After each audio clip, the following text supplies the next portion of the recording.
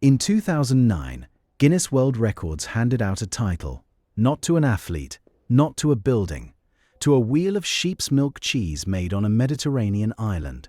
They called it the most dangerous cheese in the world, and the label stuck so hard that it is now the first thing anybody says about it. Italy banned its sale back in 1962. Italy, the country that invented it. The European Union barred it in 2002, and in the United States, it runs into a single word buried in federal food law. 3 separate legal systems, on 2 continents, all reaching the same verdict. So here is what I could not get past, and it is the reason this episode exists.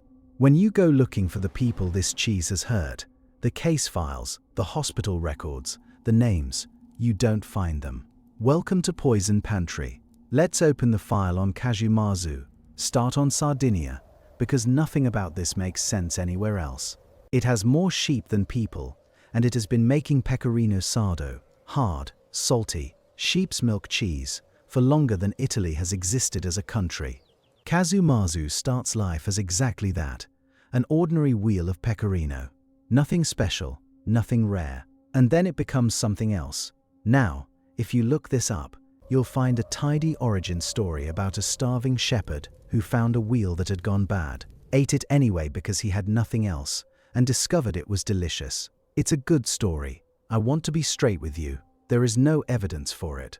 Nobody recorded when this started. There is no first wheel, no inventor, no date. It predates the paperwork, which tells you something on its own. This is not a novelty somebody dreamed up. It's older than the records that could have explained it. And for most of that history, nobody thought it was dangerous. This is the part that gets lost. Casu Marzu was never a dare, and it was never a curiosity for tourists. It was food. It appeared at weddings, at harvests, at holidays, the thing you brought out when the occasion mattered. There was no shop selling it because there didn't need to be. You knew a shepherd, or you knew somebody who knew one. In 2008, an American food writer named Clifford Wright managed to get hold of a wheel while traveling on the island. And his description is worth holding on to, because he is one of very few outsiders who has written about actually eating it. He said it tasted like an extremely ripe gorgonzola, without the blue veining. That's it. Not poison, not an ordeal, a very strong cheese. Here's what most people miss about this entire story. For centuries, the danger simply was not part of the conversation. That reputation arrived late, and it arrived from somewhere else entirely. So what is actually happening inside that wheel? And I want to be precise about what kind of case this is, because this channel covers 3 different ones. There are foods people feared for no reason. There are foods banned on a legal technicality. And there are foods that genuinely hurt people. Casu Marzu gets filed under that 3rd category by almost everyone. So let's actually test that. Here is the process, and I'm going to keep this brief for reasons that will be obvious. A fly called Pyophila caseae, the cheese skipper, lays its eggs in the cheese. The larvae hatch, and they feed on the fat. Their digestive enzymes break that fat down, and what's left behind is soft, creamy, and extraordinarily pungent. That's the mechanism. And now notice something, because this is the detail that reframes the whole thing. That is precisely what happens in every other cheese you have ever eaten. Blue cheese, brie, gorgonzola, all of them are living organisms breaking down fats and proteins into flavor. Casu Marzu is doing the same job with a different worker. The only real difference is scale. In every other cheese, the thing doing the work is microscopic. Here, you can see it. And when the light hits, and the larvae are disturbed, they jump. Which brings us to the question this channel always asks. Who died? Every episode of this show has a body. Somebody drank the radium water for years. Somebody's child choked on the toy. That is the shape of these stories. So let's find the bodies. Here is the stated medical concern, and it is a real one, so I'll give it in full and give it once. The larvae are tough. There is a documented possibility that they survive the acid in your stomach rather than being killed by it, and if that happens, you have living organisms in your intestinal tract. The clinical term is myiasis. It can cause lesions, severe abdominal pain, and internal bleeding. That is the case against this cheese, and every article you will ever read about it stops right there. So I went looking for the cases, and what I found is that there aren't any. Not one confirmed instance of myiasis has ever been publicly linked to eating Casu Marzu. Now, I need to be extremely careful here, because there is a wrong conclusion sitting right next to the right one, and they look almost identical. This does not mean the cheese is safe. I am not telling you it's safe. Sardinia does not run a surveillance program for this. Nobody is collecting data on a food that is technically illegal, eaten privately, in farmhouses, by people who have no reason to report anything to anybody. An empty record and a clean record are not the same thing. But hold that next to the label. This is the cheese the world calls the most dangerous on the planet. It has been called that loudly for over 15 years in every language. And in all that time, with all that attention, nobody has produced a single name. If you want more files like this one, the ones where the story falls apart when you actually check it, subscribe and hit the bell.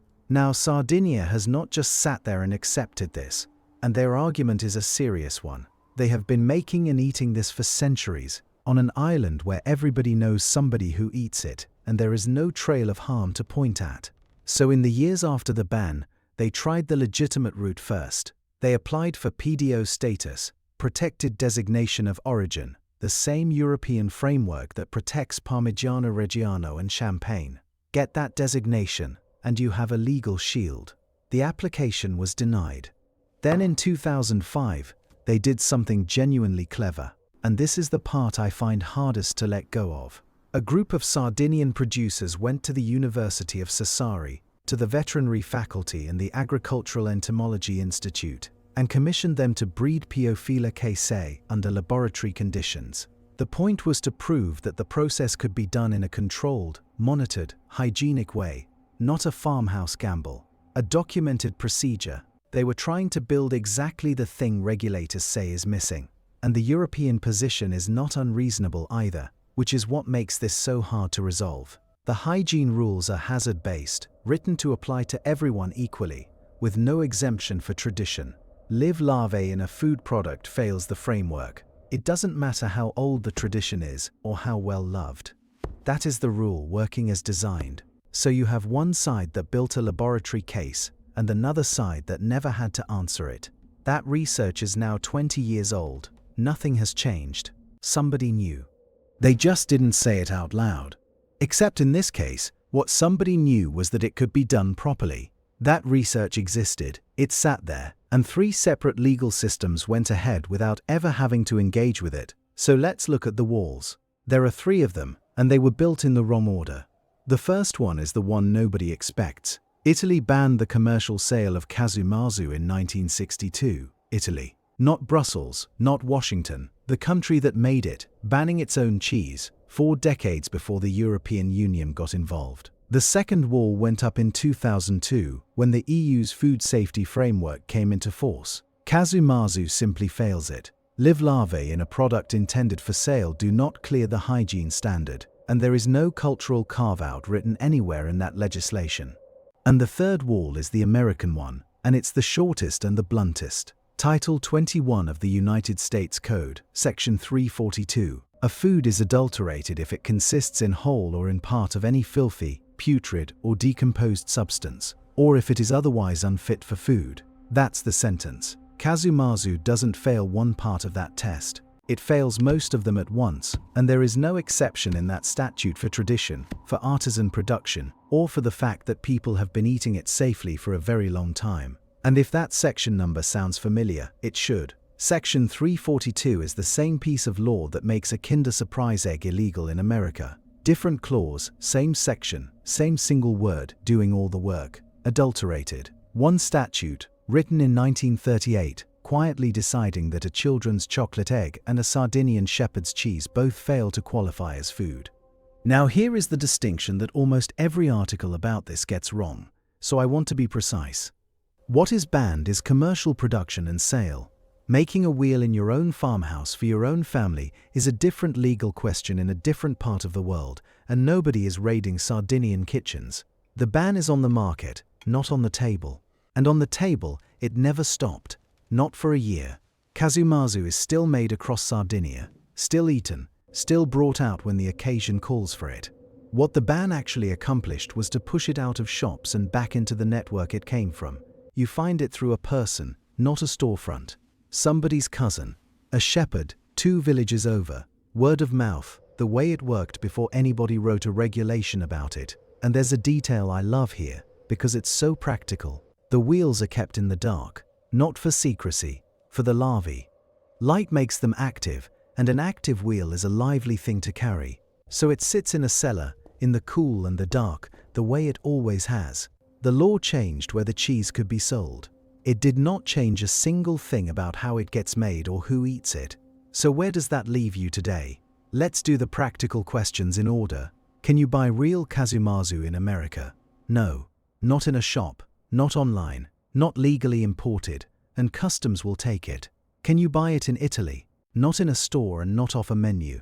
60 years and counting. Can you eat it in Sardinia? People do, constantly, and no one is being prosecuted for it. But something did finally move. In November of 2023, a petition to the European Parliament was formally declared admissible. It doesn't ask for the ban to be scrapped. It asks the EU to look again, to assess whether Casu Marzu could be readmitted under strict, specific rules for production, labeling and marketing. Regulation instead of prohibition. That is the first real institutional motion on this in 2 decades, and it is sitting in Brussels right now. Which brings me to what almost everyone gets wrong about this, and it's the reason I wanted to make this one. That title, The Most Dangerous Cheese in the World, came from Guinness World Records in 2009. That is a media award. It is not an epidemiological finding. Nobody counted anything to arrive at it. And it has been repeated so many times, in so many places, that it now functions as proof, when it never was any. Meanwhile, look what Italy did. In 2004, while the sale of this cheese was illegal in Italy, and illegal across the EU, the Italian Ministry of Agriculture added Casu Marzu to its official list of traditional agri-food products worth protecting, banned and preserved, by the same government. At the same time, for 20 years now. So the comfortable version of this is wrong in both directions. It isn't reckless Sardinians eating rotten food, and it isn't faceless bureaucrats crushing a tradition for no reason. It's what happens when a reputation gets certified and then outlives the evidence that was supposed to be underneath it. So that's the file, a hygiene framework written for factories, applied to a food that was never made in one, and an island that answered the challenge, built the laboratory case, and then waited 20 years for somebody to read it. Here's where I land. We know for certain that this cheese is illegal. We do not know, with anything like the same certainty, that it is dangerous. Those two things should be the same thing, and for 60 years, they haven't been. So tell me below, should a food rule have to prove harm, or is a credible risk enough on its own? I read them. Next week, we open another file. Until then, mind what's on your plate.